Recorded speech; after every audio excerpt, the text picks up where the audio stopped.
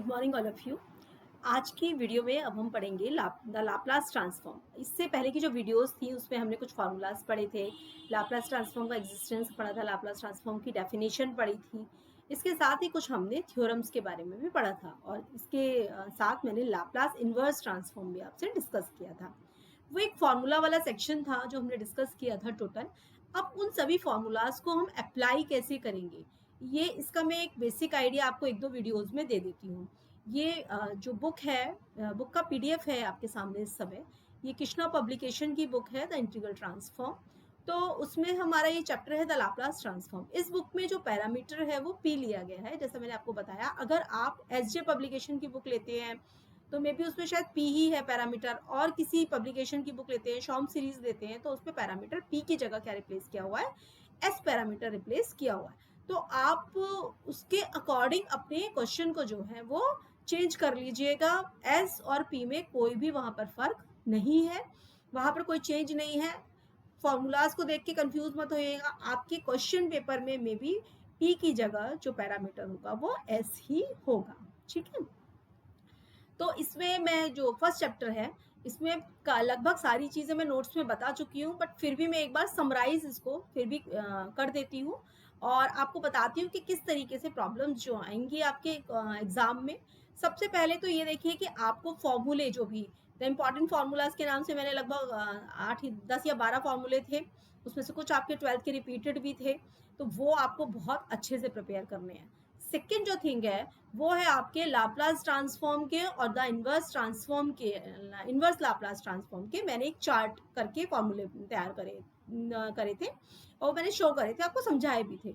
उस चार्ट को अच्छे से याद कर लीजिएगा, काफी सारे क्वेश्चंस उसी में से आ जाते हैं। लाप्लास ट्रांसफॉर्म एक ऐसा टॉपिक है जिससे इंटरव्यू में भी बहुत सारे क्वेश्चंस बनते हैं। अगर आपने किसी इंजीनियरिंग कॉलेज में आप पढ़ाते हैं या किसी इंटरव्यू के टाइम आप जाते हैं और ये कहते हैं कि मैं इस इंजीनियरिंग कॉलेज में पढ़ाता हूँ, तो आपसे लाप्लास ट्रांसफॉर्म, फूरियर ट्रांसफॉर्म, इन 2-3 टॉपिक से तो क्वेश्चन बनता ही बनता है। आपका जो इंटरव्यूअर है वो 2-3 टॉपिक से क्वेश्चन जरूर पूछेगा। ठीक, तो आइए हम अपने टॉपिक की तरफ आ जाते हैं।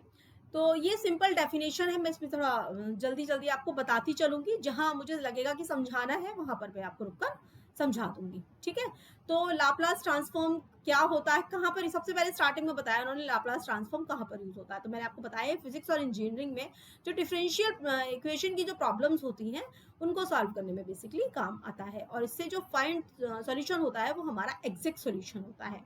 इसके बाद इंटीग्रल ट्रांसफॉर्म की डेफिनेशन है जो मैंने बता दी थी आपको, F P is equal to minus infinity से लेकर इन्फिनिटी के P T F T into D T. ये डेफिनेशन मैं आपको बता चुकी हूँ। ठीक है, ये वाली डेफिनेशन। और केपीटी जो है आपका कर्नल है, माइनस इन्फिनिटी से इन्फिनिटी इसकी लिमिट है। यहाँ पर हमने लाप्लास ट्रांसफॉर्म के लिए कर्नल कितना सपोज किया था, ई की पावर माइनस पीटी, ये इसके कर्नल की वैल्यू है। ठीक है, केपीटी इज इक्वल टू 0 है अगर टी से less than T is less than 0, और ई की पावर माइनस पीटी होगा अगर टी इज ग्रेटर देन और इक्वल टू 0।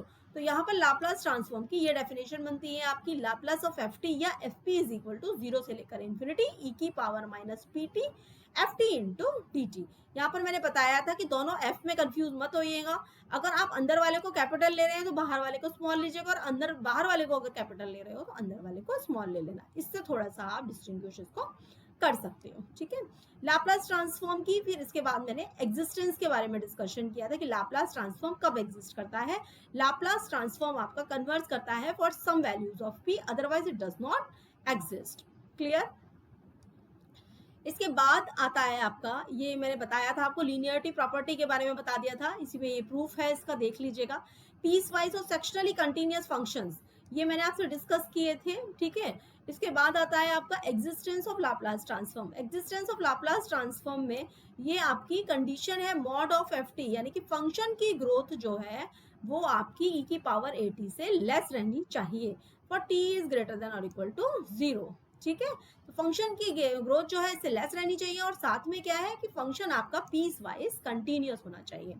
अच्छा, आपसे जो है इंटरव्यू में और नेट में क्वेश्चन पूछा जा सकता है कि ये जो कंडीशन है ये आपकी नेसेसरी है या सफिशिएंट कंडीशन है। यहाँ पर छोटा सा प्रूफ दिया हुआ है, ये प्रूफ हो सकता है आपको समझ में भी आ जाए या नहीं समझ में आए, लेकिन जब आप इसको थोड़ा सा लिमिट, कॉन्टिन्यूटी, जब ये पढ़ लेंगे चीजें तो आपको ये डेफिनेटली समझ में आ जाएगा। कन्वर्जन से रिलेटेड है इसका प्रूफ, अगर नहीं समझ में आ रहा है तो आप क्लास में एक बार मुझसे पूछ लीजिएगा, मैं इसको क्लियर कर दूंगी। ठीक है, आपके एग्जाम में ये नहीं पूछा जाएगा, बीएससी के एग्जाम में। इसके बाद ये वाली जो पॉइंट है ये बड़ा इंपॉर्टेंट है। ये पॉइंट क्या कहता है कि दीज कंडीशंस जो हमारी एक्सप्लेन की गई है ये हमारी सफिशिएंट कंडीशन है, these are not necessary condition. Means अगर फंक्शन आपका पीस वाइज कंटिन्यूअस है और साथ ही फंक्शन आपका एक्सपोनेंशियल ऑर्डर का है, मतलब कि फंक्शन की ग्रो e⁻80 से कम है, तो वो फंक्शन जो है आपका लाप्लास ट्रांसफॉर्म उस फंक्शन का एग्जिस्ट करेगा।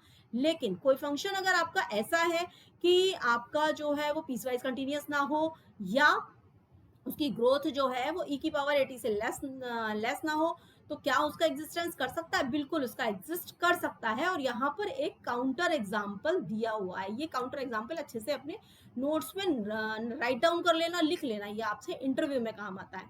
ये क्वेश्चन आपका एक ft is equal to 1/√t, ये क्वेश्चन दिया हुआ है। ये क्वेश्चन इसकी खास बात है कि ये इस क्वेश्चन का जो है ये फंक्शन जो है ये आपका पीस वाइज कंटिन्यूअस फंक्शन नहीं है। क्यों नहीं है? क्योंकि t अप्रोचेस टू 0 जब आप करेंगे, t इज इक्वल टू 0 यहाँ पर पुट कर दीजिए, t इज इक्वल टू 0 जब आप पुट करेंगे तो इस फंक्शन की वैल्यू कितनी आ जाएगी? 1/0 इज इक्वल टू इन्फिनिटी आ जाएगा। तो फंक्शन यहाँ पर इसका मतलब क्या है? डिसकंटिन्यूअस फंक्शन है। ठीक है, 1/√t। जब ये फंक्शन आपका डिसकंटिन्यूअस फंक्शन है तो इसका मतलब ये लाप्लास ट्रांसफॉर्म की जो सफिशिएंट कंडीशन है उसको सेटिस्फाई नहीं करता है। ठीक है, पीस वाइज कंटिन्यूअस नहीं है ये फंक्शन, तो क्या इसका लाप्लास एग्जिस्ट करेगा या नहीं करेगा?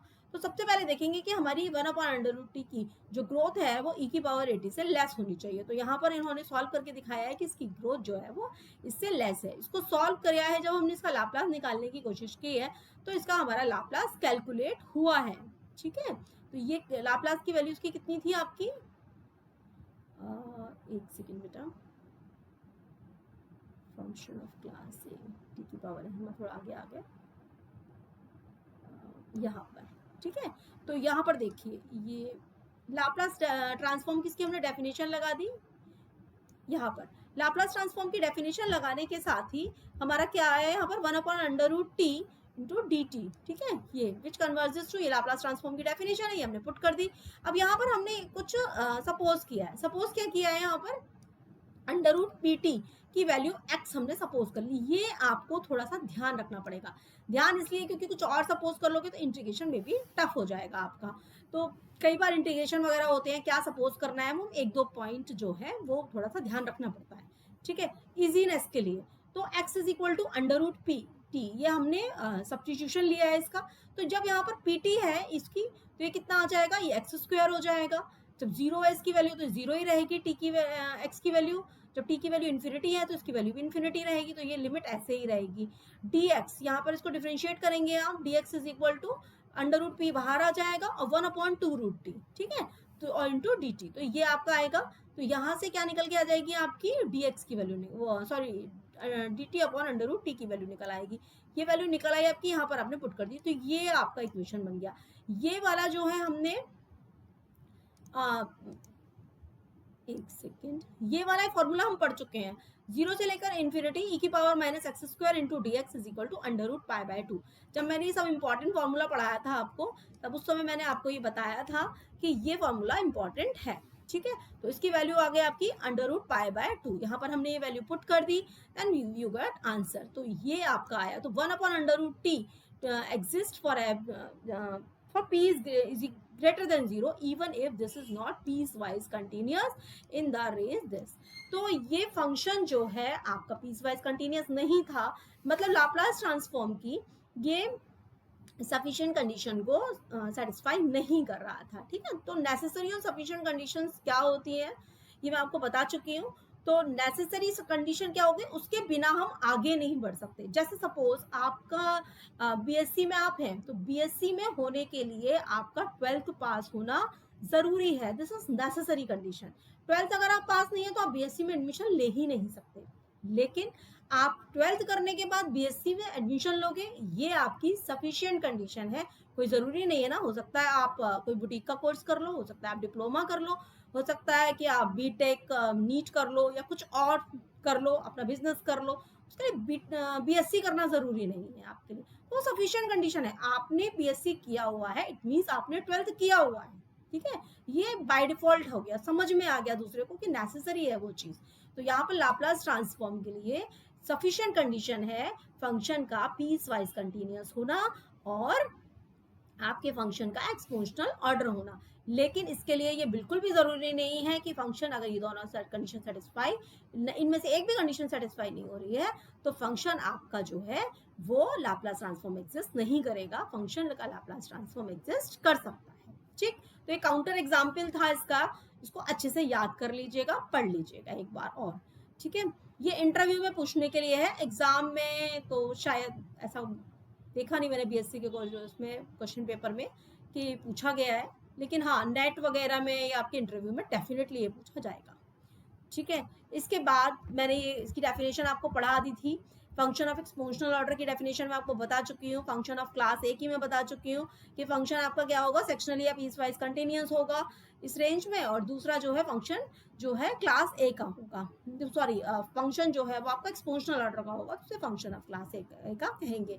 अगर कोई फंक्शन क्लास ए का है तो उसका लाप्लास ट्रांसफॉर्म एग्जिस्ट करेगा, लेकिन अगर कोई फंक्शन क्लास ए का नहीं है तो उसका लाप्लास ट्रांसफॉर्म एग्जिस्ट कर भी सकता है और नहीं भी कर सकता है। तो ये मैं शायद कई बार अब रिपीट कर चुकी हूँ। अब आपसे कोई एग्जामिनर कई बार क्वेश्चंस पूछते हैं, आपके वाइवा वगैरह होता है, तो यहाँ पर एटलीस्ट मैं एक्सपेक्ट करूंगी कि आप गलती ना करें, ठीक। अब ये एग्जाम्पल्स हैं, ये मैं सब आपको करा चुकी हूँ, फिर भी मैं एक छोटी सी समरी रिपीट कर देती हूँ जिससे कि आप एक बार उसको फिर से पढ़ लें।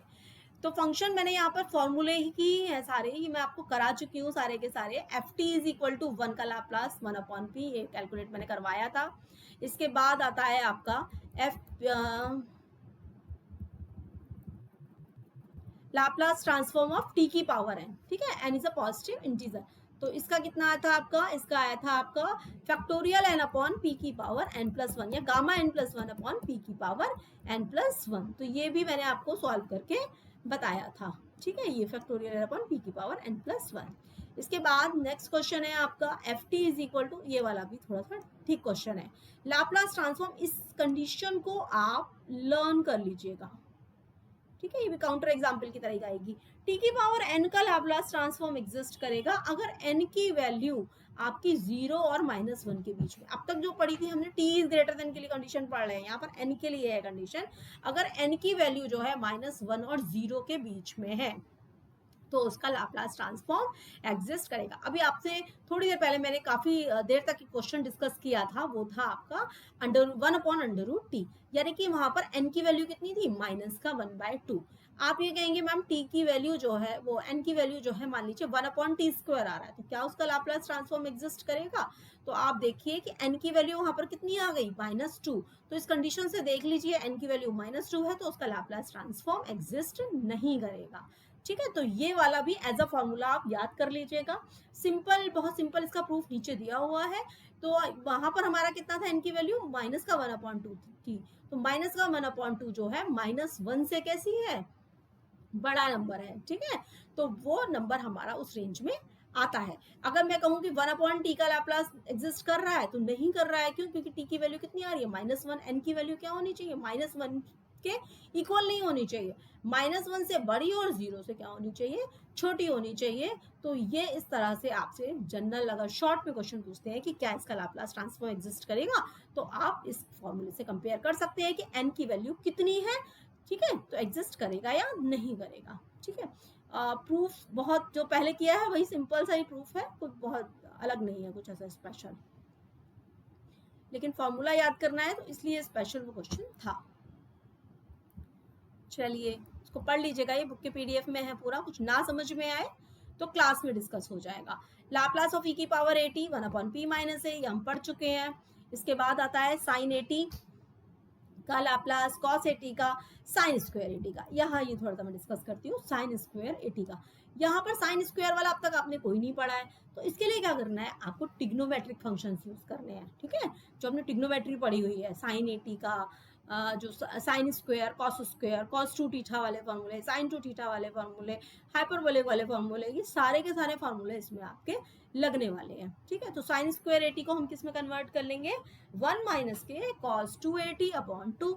सिंपल ये फार्मूला हमने ट्रिग्नोमेट्री से लिख लिया। जब ये फार्मूला हमने यहाँ पर लिख लिया, अब यहाँ पर लीनियरिटी प्रॉपर्टी लगा देंगे, 1/2 बाहर रहेगा, लाप्लास को अंदर इंट्रोड्यूस कर दिया। ठीक है, तो यहाँ पर 1 का कितना हो गया, 1/p cos 280, cos 80 का कितना होता है, p/p² प्लस a²। लेकिन यहाँ पर एक ही जगह कितना है, यहाँ पर बच्चों 2a, तो 2a एक ही जगह हम 2a रख देंगे, तो 2a का स्क्वायर कितना हो गया, 4a² हो गया यहाँ पर। तो इसका इस तरह से क्वेश्चन, अब ये एलसीएम फिर हम लेकर इसको सॉल्व कर लेंगे।